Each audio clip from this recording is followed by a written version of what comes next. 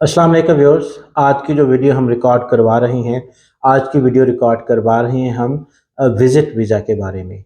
आज की video specifically जो है वो यूके विज़िट वीज़ा के बारे में है। मैं हूँ राना जहांज़ेब और आप देख रहे हैं आरजे लॉ कंसल्टेंट का यूट्यूब और फेसबुक चैनल।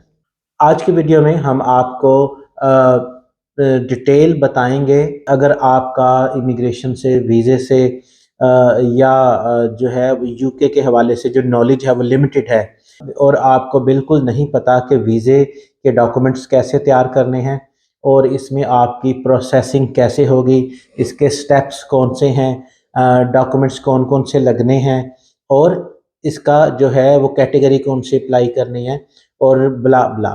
अच्छा, अब इसको हम कोशिश करेंगे इस वीडियो में कि आपको ए से लेकर जेड तक, यानी जो यूके विजिट वीज़ा है या किसी भी मुल्क का विजिट वीज़ा है, उसके जो स्टेप्स हैं, पहला स्टेप्स, दूसरा, तीसरा स्टेप है, उनके बारे में डिटेल से आगाही फ्राहम करें, आपको एजुकेट करें और बताएं कि कौन सा डॉक्यूमेंट कैसे आपने बनाना है और कौन सा डॉक्यूमेंट किस तरीके से रिप्रेजेंट करना है। ये याद रखें कि कोई भी वीज़ा अप्लाई करने के लिए आपके जो है वो मेन यानी 2-3 डॉक्यूमेंट्स लगते हैं।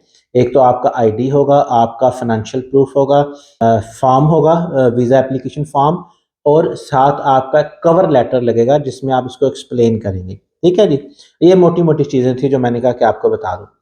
अब हम बात करते हैं यूके का। अब आपने विजिट वीज़ा अप्लाई करना है। सबसे पहले तो आपने ये देखना है कि आप यूके किस मकसद के लिए जाना चाहते हैं। आप यूके यानी विजिट तो आपने करना है, लेकिन आपका विजिट का मकसद क्या है? ठीक है जी, आप यूके टूरिज्म के लिए जाना चाहते हैं, यूके में जो मुख्तलिफ जगहें हैं वो देखना चाहते हैं, या फिर आप किसी दोस्त की शादी पे, किसी फैमिली मेम्बर की शादी पे जाना चाह रहे हैं, आपके कोई रिलेटिव हैं उसका कोई फंक्शन आ रहा है, कोई बर्थडे आ रही है आपके किसी रिश्तेदार की, या कोई आपके रिश्तेदार की यूनिवर्सिटी में ग्रेजुएशन सेरेमनी है वो अटेंड करने जा रहे हैं। यानी असल में विजिट वीज़े का मकसद क्या है? ठीक है जी। सबसे पहले तो आपने मकसद तलाश करना है। जब आपको मकसद मिल जाए उसके बाद फिर आपने देखना है कि विजिट वीज़ा कितनी मुद्दत का आपने अप्लाई करना है। यूके का विजिट वीज़ा 6 महीने का होता है, 2 साल का होता है, 5 साल का होता है। ठीक है जी। इसमें फिर आपने देखना होता है कि आपने कौन-सा वीज़ा अप्लाई करना है।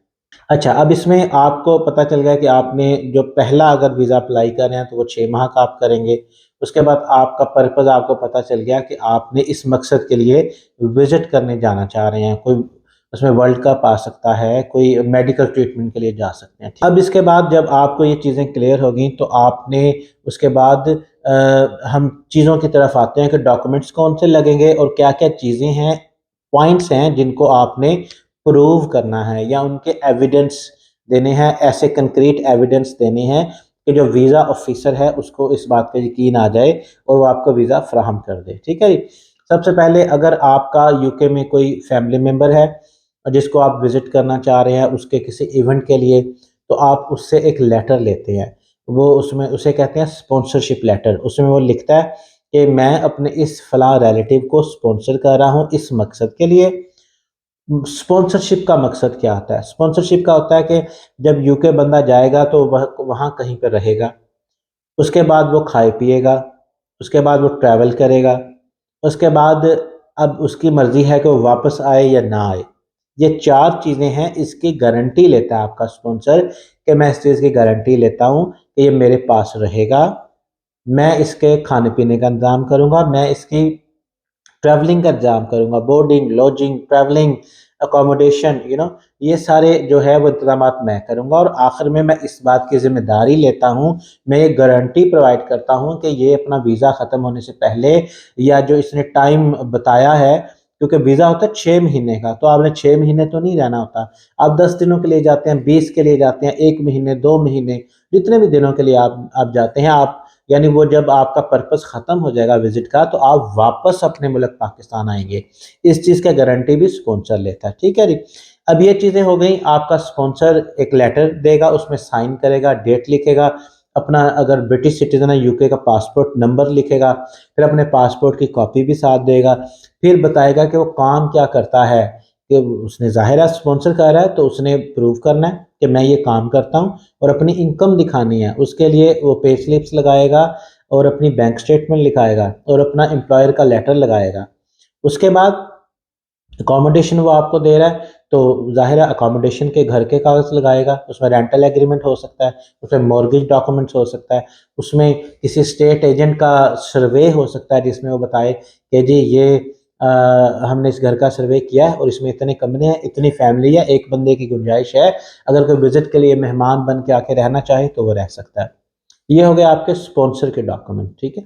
अच्छा, इसमें सम टाइम ये होता है कि आप अपने किसी भांजे भतीजे की ग्रेजुएशन सेरेमनी, बर्थडे या कोई ईद का त्यौहार या कोई फैमिली गैदरिंग जो है वो उसमें शामिल होने जा रहे होते हैं, तो उसमें आप ये भी कोशिश कर सकते हैं कि जिसका वो त्यौहार है, अगर बर्थडे है तो आप जिस बच्चे की बर्थडे है उसकी तरफ से भी एक लेटर लिखवा लें, और जो फैमिली मेंबर हैं उनकी तरफ से भी लेटर लिखवा लें कि भाई हाँ जी ये हमारे चाचू हैं, मामू हैं, ताया हैं, दादा अबू हैं, या खाला चाचा अबू जो भी है, ये आना चाह रहे हैं और हमारी बड़ी ख्वाहिश है कि हमारे साथ टाइम स्पेंड करें और मेमोरीज बनाएं। तो जो बच्चों के लेटर होते हैं वो इम्पैक्ट क्रिएट करते हैं और बताते हैं कि जी आपकी ये मेमोरीज जो हैं वो हम बनाना चाह रहे हैं अपने रिश्तेदारों के साथ। अब ये तो हो गया आपके स्पॉन्सर के डॉक्यूमेंट। अब उसके बाद अच्छा, आपके होम कंट्री, अगर आप पाकिस्तान से यूके जाना चाह रहे हैं, इंडिया से, बांग्लादेश, श्रीलंका, किसी भी कंट्री से जाना चाह रहे हैं, वहाँ के कौन से डॉक्यूमेंट्स लगेंगे? सबसे पहले तो आपका पासपोर्ट लगेगा, उसके बाद अगर आपका आईडी कार्ड है तो वो लगेगा, उसके बाद आपका प्रूफ ऑफ इनकम लगेगा। अच्छा, आपका जो स्पॉन्सर है उसने बेशक बैंक स्टेटमेंट दी हुई है, उसने बेशक पे स्लिप दी है और लेटर में लिखा है कि मैं इसका बोर्डिंग, लॉजिंग, अकोमोडेशन सारे चार्जेस बर्दाश्त करूँगा, लेकिन विजिट करें आप।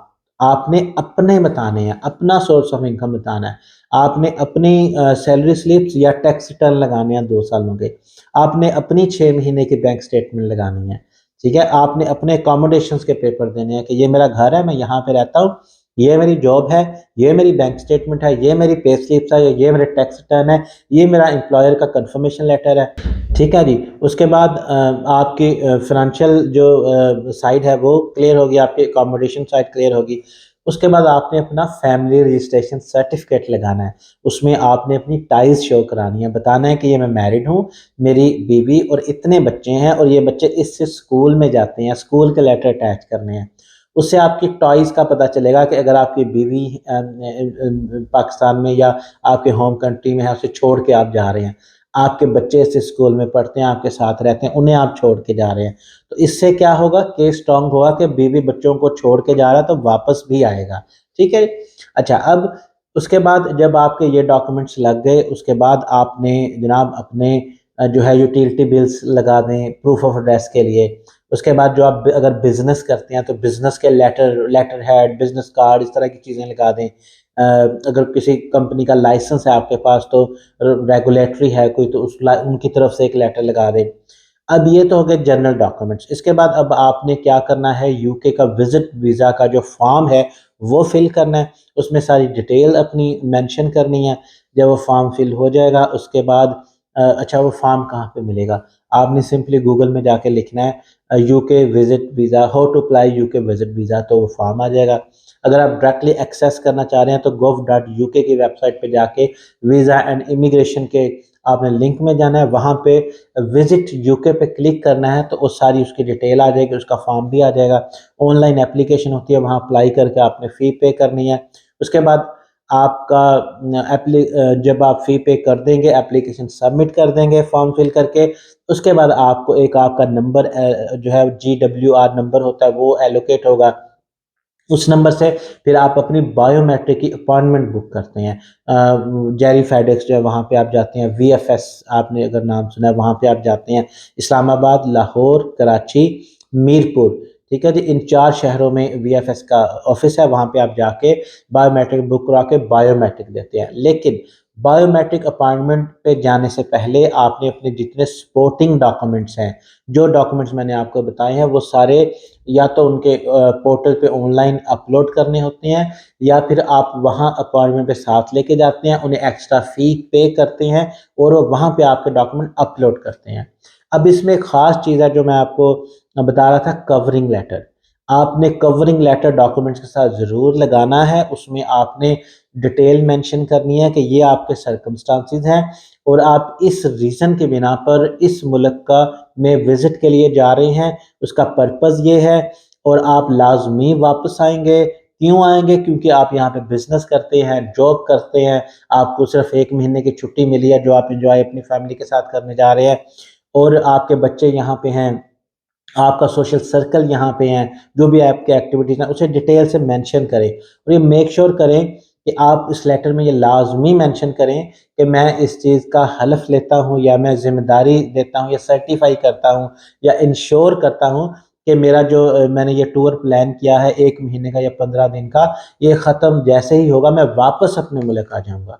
ठीक है जी? अच्छा, इसके साथ आपको फिर अगर अकोमोडेशन लेटर है वो आपके स्पॉन्सर ने प्रोवाइड कर दिया, वो साथ लगाना है। अगर नहीं है तो आपने होटल की बुकिंग करवानी है, वो साथ लगाना है। उसके बाद अगर कोई इवेंट आप अटेंड करने जा रहे हैं, कोई आप मैच अटेंड करने जा रहे हैं या कोई फेस्टिवल अटेंड करने जा रहे हैं, तो उसकी भी आपके पास टिकट होनी चाहिए, वो भी साथ लगानी है। इसके बाद आपकी फ़्लाइट रिटर्न फ़्लाइट बुक होनी चाहिए, उसकी आपने टिकट साथ लगानी है। इंश्योरेंस आपकी मर्ज़ी है, कुछ मुल्कों में इंश्योरेंस मैंडेटरी है, कुछ में ऑप्शनल है, आपकी मर्ज़ी है। अगर मैंडेटरी है तो आपने लाज़मी इंश्योरेंस लेनी है, अगर ऑप्शनल है तो आपकी मर्ज़ी, आप लेना चाहें ले लें, नहीं लेना चाहें तो नहीं लें। तो नाज़रीन, ये थी वो जनरल मालूमात जो हम आपको प्रोवाइड करना चाह रहे थे यूके विज़िट वीज़े के बारे में। याद रखें ये जनरल मालूमात है, ये वेरी करती हैं केस टू केस। आपका जो पर्सनल केस है उस हवाले से ज़ाहिर है जब हमारे सामने होगा तो हम टेलर मेड जिसे कहते हैं पर्सन स्पेसिफिक मालूमात जिसे कहते हैं वो आपको बता सकेंगे, एडवाइस कर सकेंगे कि आपके केस में आपको कौन-कौन से डॉक्यूमेंट साथ लगाने हैं। ठीक है जी? जब आप एप्लीकेशन सबमिट कर देंगे, डॉक्यूमेंट अपलोड कर देंगे या वीएफएस को प्रोवाइड कर देंगे, बायोमेट्रिक दे देंगे तो उसके बाद अब आपने इंतज़ार करना है अपने वीज़े का या पासपोर्ट वापसी की ईमेल और टेक्स्ट मैसेज का। तो नॉर्मली जो पाकिस्तान का टाइम चल रहा है वो 30 दिन से 50 दिन का टाइम चल रहा है जिसमें आपको या तो ईमेल आ जाती है या मैसेज आ जाता है कि आपका पासपोर्ट और या डॉक्यूमेंट जो है वो वापस आ चुके हैं, आप यहाँ पे आके कलेक्ट कर लें। तो उसमें आपको पता चल जाता है कि आपका वीज़ा जो है वो अप्रूव हो गया है या रिफ्यूज़ हो गया है। ठीक है जी? ये वो मालूमात थी। अगर आप चाहते हैं कि हम आपकी विज़िट वीज़े के बारे में मज़ीद रहनुमाई कर सकें या आपका केस जो है वो सबमिट कर सकें, तो आप हमारे नीचे दिए गए नंबर्स पे हमसे रब्ता कर सकते हैं। मज़ीद इस तरह के मुफ़ीद वीडियोज़ देखने के लिए आप हमारे चैनल पे विज़िट कीजिए। हर वीज़ों के हवाले से जो सेपरेट वीडियोज़ हैं वो हमने बनाई हुई हैं।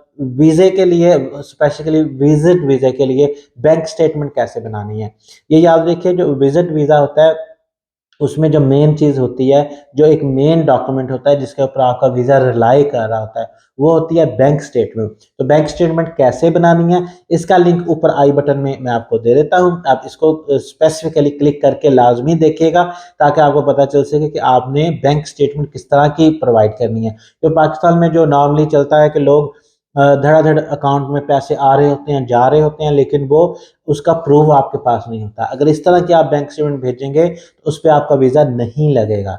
वीज़े के लिए आपको देखना पड़ता है, आपको अपने जो एक्सपेंसेस हैं वो दिखाने पड़ते हैं, आपको अपनी जो रियल इनकम है वो दिखानी पड़ती है और उसके बाद ये बताना पड़ता है कि आपकी इनकम जो है मंथली, उसमें जो आपके एक्सपेंस हैं इतने और जो बच जाएँगे वो सेविंग होगी आपकी और वो हर महीने सेविंग आप एक्यूमुलेट करेंगे।